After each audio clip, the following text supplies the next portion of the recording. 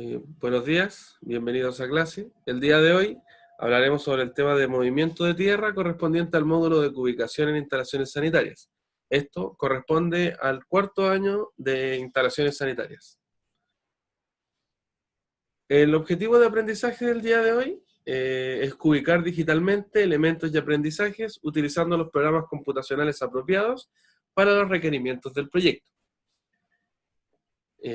A su vez, el aprendizaje esperado del día de hoy es cubicar digitalmente elementos y materiales utilizados en el proyecto de acuerdo a la superficie y los volúmenes. Debemos recordar que el concepto volumen será importante en la clase del día de hoy. El criterio que utilizaremos será el 2.2, el cual habla sobre cubicar el proyecto de agua, alcantarillado y gas de acuerdo a los requerimientos del plano. Debemos recordar que estos criterios y el aprendizaje aparecen o los pueden encontrar en el plan de aprendizaje correspondiente a instalaciones sanitarias. El objetivo de la clase del día de hoy es calcular el movimiento de tierra necesario para ejecutar las partidas de agua potable y alcantarillado, determinando la cantidad de tierra que será removida en el lugar de trabajo. Como bien podemos recordar, el objetivo del módulo es poder utilizar elementos digitales. Para ello, primero tenemos que manejar el concepto de espacio en 2D y espacio en volumen, es decir, en 3D. Para ello, lo que vamos a aprender hoy es aprender a calcular la cantidad de movimiento de tierra que es necesaria. Por ello, primero comenzaremos con las redes domiciliarias. Las instalaciones sanitarias, tanto públicas como domiciliarias, se encuentran de forma subterránea en la mayoría de los tramos exteriores al domicilio. Es por ello que es necesario realizar trincheras o zanjas excavadas para enterrar las cañerías. Es decir, las cañerías van bajo tierra y necesitamos hacer una zanja o un hoyo para que éstas puedan disponerse. Se hace necesario conocer la cantidad de masa de tierra que será removida y posteriormente reincorporada a la zanja, una vez puesta a la cañería, para poder mantener el nivel de tierra determinado. Para ello, debemos determinar la superficie que nosotros vamos a excavar y calcular el volumen total de material que será extraído.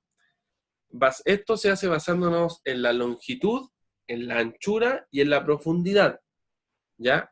Y estos valores serán obtenidos mediante conocer el cálculo del área de los elementos. Esto primero tiene dos facetas.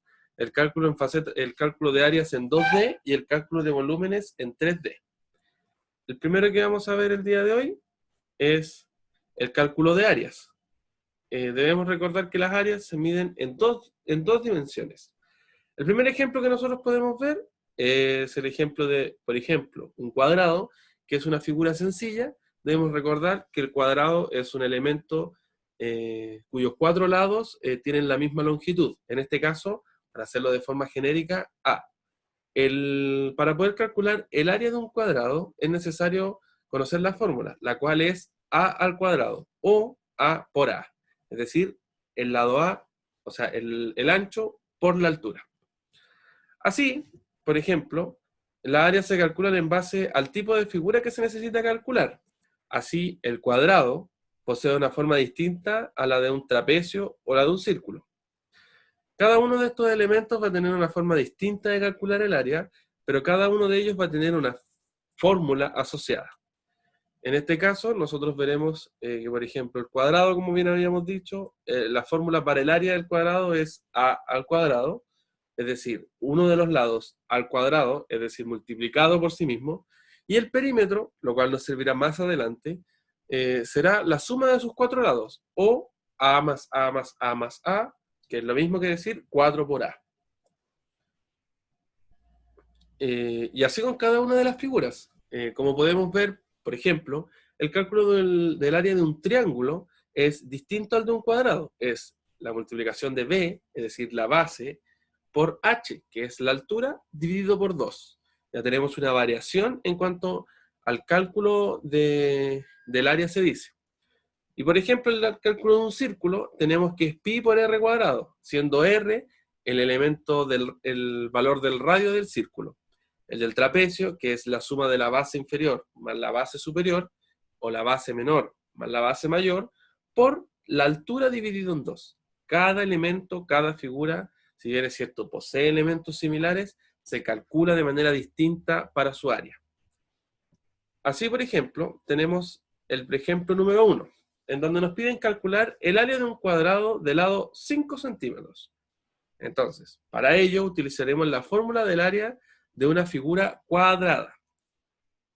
Recordemos, ¿cuál era el cálculo o la fórmula que utilizaremos para sacar un área de un cuadrado? Es a al cuadrado. Entonces, sea a de lado 5 centímetros. Entonces, tenemos que a, es decir, el valor del área, va a ser igual a 5 centímetros al cuadrado, lo cual nos daría un total de 25 centímetros cuadrados. Y listo. Tenemos que el valor del área para un cuadrado de lado 5 es de 25 centímetros cuadrados. ¿Se entiende? En el ejemplo número 2, tenemos, nos piden calcular el área de un trapecio de lado B mayor, 10 centímetros, B menor, 4 centímetros, y la altura de 3 centímetros. Para ello nosotros utilizaremos la fórmula del área de una figura o de una forma trapecial. Es decir, buscamos el área dentro de la lista y tenemos que el cálculo para el área de un trapecio es la base mayor más la base menor. Todo esto multiplicado por la altura del trapecio dividido en 2.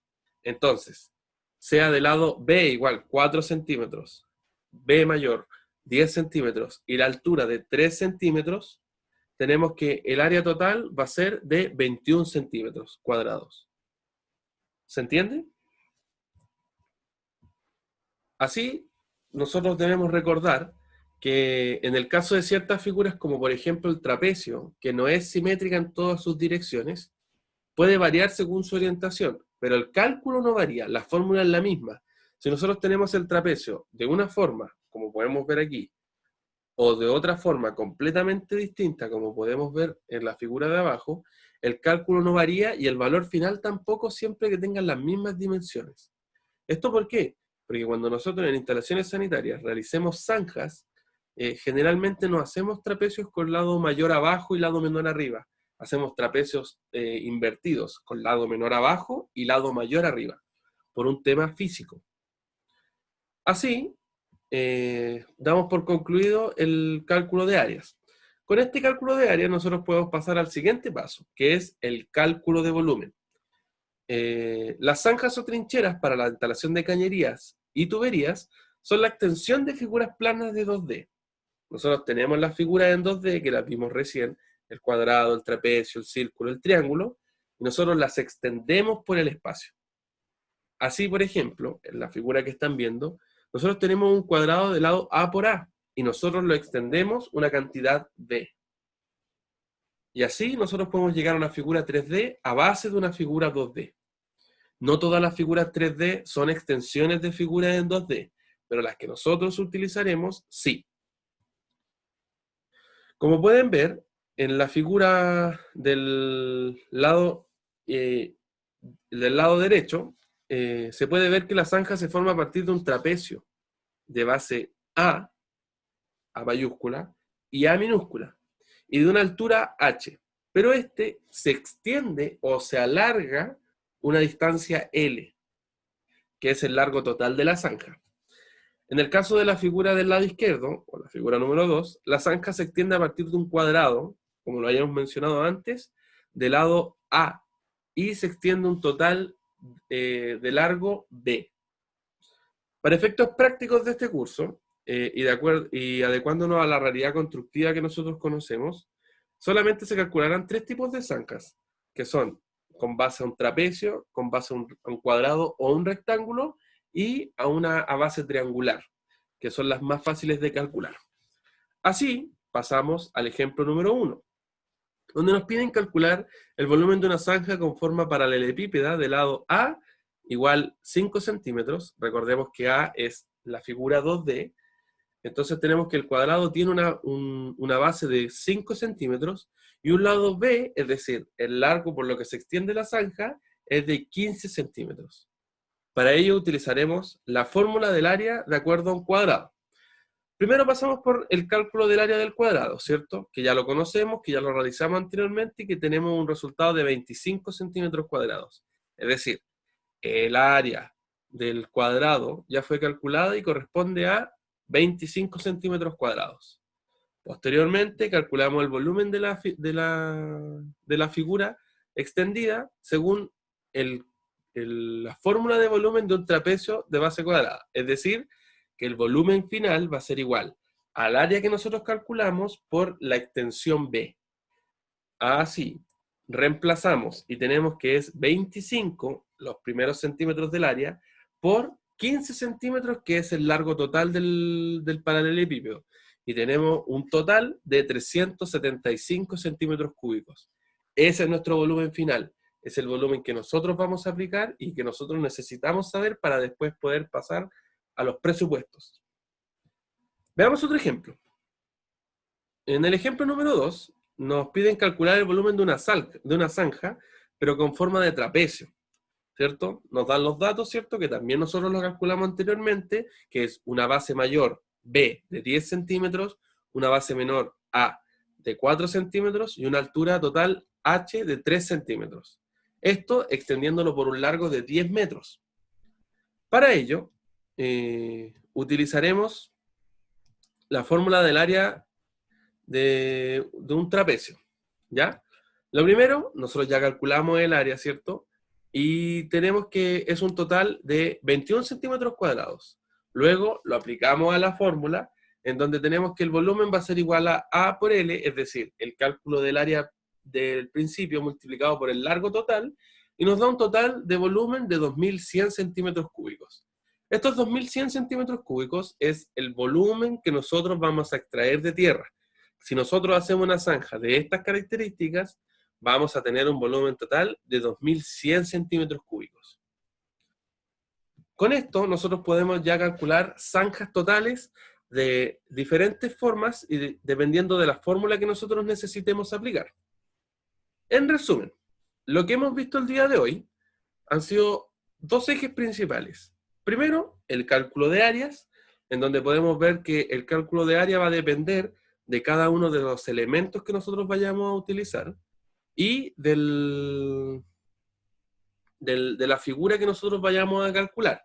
¿Ya? ¿Esto para qué nos sirve? Para pasar al segundo punto, que es el cálculo de volumen. El cálculo de volumen, no siempre, pero para efectos del curso, va a ser la extensión de un área plana en 2D, que se va a transformar en una figura en 3D y nosotros vamos a poder calcularla. Para poder calcular este volumen, lo que nosotros necesitamos hacer es multiplicar el área por el largo total. Con esto nosotros podemos calcular zanjas, ¿ya? Y estas zanjas son útiles para poder determinar el cálculo de volumen. Ahora bien, nosotros ¿con qué nos podemos apoyar? Primeramente, existen videos en YouTube que nos pueden servir. Por ejemplo, el primer video que nos va a poder utilizar, que nosotros vamos a poder utilizar, es el siguiente.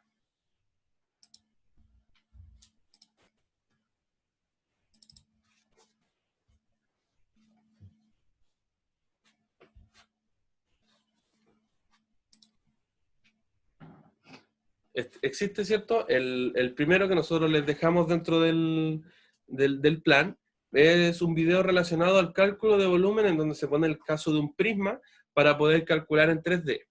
Además, nosotros tenemos el caso de este libro que habla sobre volúmenes de cuerpos geométricos, en donde ustedes van a poder realizar distintos tipos de ejercicios relacionados al área y que les van a poder servir para poder practicar el cálculo de diferentes tipos de áreas. Además también tenemos estas guías realizadas por los profesores a cargo del área, en donde en la primera guía nosotros podemos ver lo mismo que hemos visto en el PPT de forma más sintetizada y con las fórmulas de cada uno de los cálculos de área necesarios. En esta guía salen también los ejemplos y está toda la materia de forma escrita. Y tenemos también una guía propuesta, como para la evaluación, como preparación para la evaluación, en donde también vienen los elementos o las fórmulas de cada uno, pero vienen en unos ejercicios propuestos para que ustedes los puedan realizar y puedan también ir practicando y poder tener una nota acumulativa. Al final de cada uno de los ítems viene un ejercicio adicional en donde este podrá ser reemplazado como uno de los ejercicios que ustedes han realizado anteriormente en caso de tener uno malo o de faltarle a alguno. Son ejercicios adicionales que pueden ayudarlos también a comprender de mejor manera la materia.